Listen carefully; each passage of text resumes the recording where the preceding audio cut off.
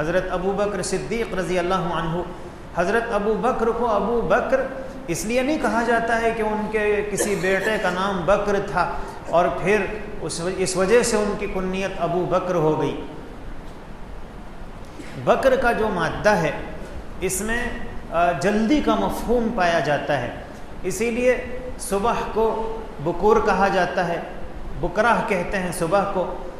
اس عورت کو، اس لڑکی کو جس کی ابھی شادی نہ ہوئی ہو، اسے باکرہ کہا جاتا ہے. تو اللہ کے حضرت ابو بکر رضی اللہ عنہ چونکہ ہر نیکی کے کام میں سب سے آگے اور سب سے پہلے رہتے تھے، اس لیے ان کی اس خوبی کی وجہ سے انہیں ابو بکر کہا گیا ہے. اللہ کے نبی صلی اللہ علیہ وسلم نے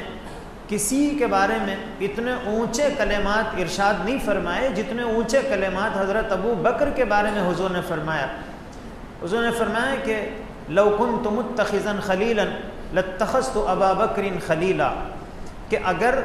میں دنیا میں کسی کو اپنا دلی دوست بناتا، جگری دوست بناتا، تو پھر میں ابو بکر کو اپنا دوست بناتا. اللہ کے پیغمبر علیہ الصلاۃ والسلام نے فرمایا کہ دنیا میں اسلام پر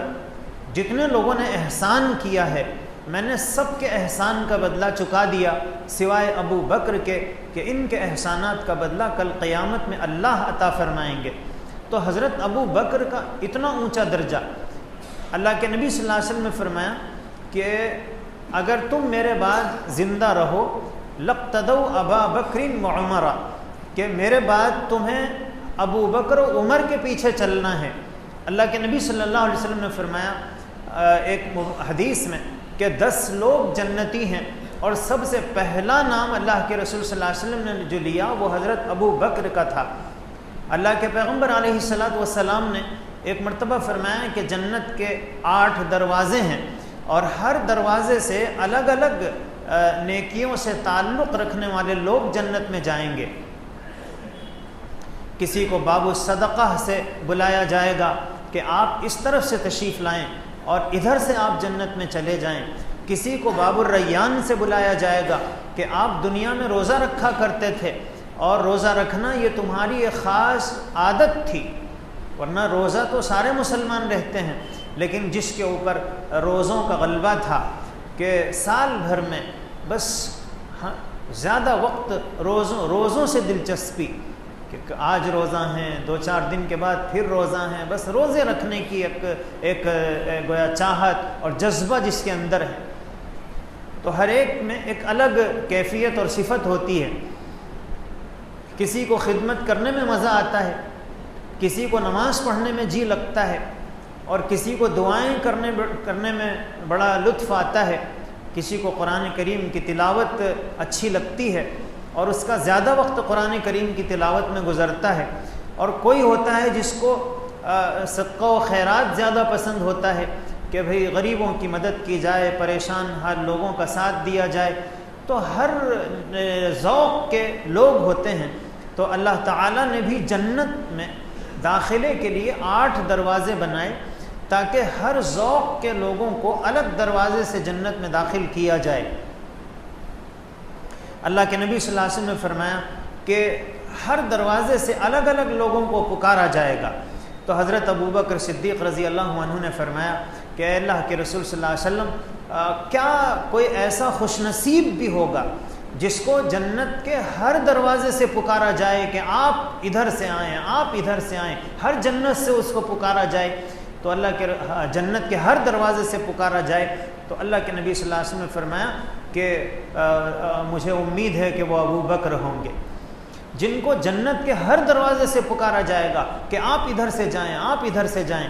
تو حضرت ابو بکر ظاہر ہے کہ حضور کے یہ شہادت اور حضور کی یہ گواہی یہ بتلاتی ہے کہ حضرت ابو بکر صدیق نیکی کے ہر کام میں آگے تھے،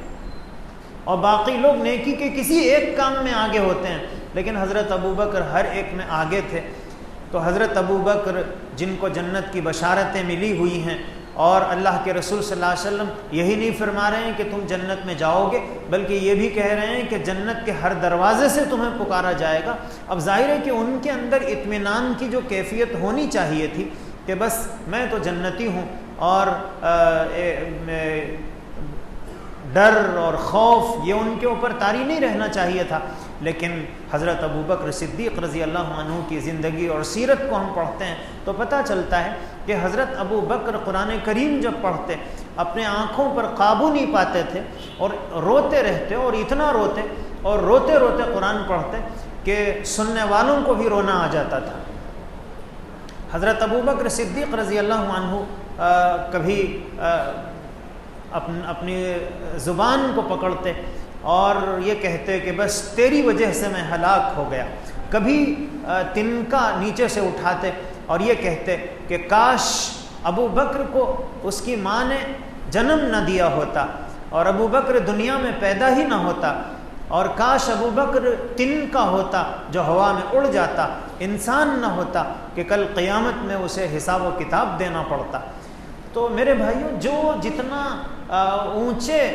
نیکیوں کے اعلیٰ درجے پر ہوتا ہے اس کو اللہ کا اتنا ہی ڈر ہوتا ہے. اسی لیے اللہ کے پیغمبر علیہ الصلاۃ والسلام نے فرمایا کہ انا اعلمکم باللہ واخشاکم للہ، میں سب سے زیادہ اللہ کو جانتا ہوں اور سب سے زیادہ اللہ سے ڈرتا ہوں. تو اب ظاہر ہے کہ حضرت ابوبکر صدیق رضی اللہ عنہ اللہ کو جانتے ہیں، اس لیے ڈر اتنا غالب ہے کہ ساری بشارتوں کے باوجود ڈر رہے ہیں، کانپ رہے ہیں کہ کاش مجھے اس دنیا میں آنکھیں کھولنے کا موقع ہی نہ ملتا، کوئی تنکا ہوتا اور ہواؤں میں اڑ جاتا. حضرت عمر فاروق رضی اللہ عنہ، اللہ کے رسول صلی اللہ علیہ وسلم نے فرمایا کہ میرے بعد اگر کوئی نبی ہوتے تو وہ عمر ہوتے. اللہ کے پیغمبر علیہ الصلاۃ والسلام نے فرمایا کہ عمر جس راستے سے گزرتے ہیں اس راستے سے شیطان نہیں گزرتا ہے. اللہ کے پیغمبر علیہ الصلاۃ والسلام کے احادیث سے معلوم ہوتا ہے کہ ہر امت میں ایک محدث ہوتا ہے، اور میری امت کے جو محدث ہیں، میری امت میں جو محدث ہیں وہ حضرت عمر فاروق ہیں. محدث کہتے ہیں اس شخصیت کو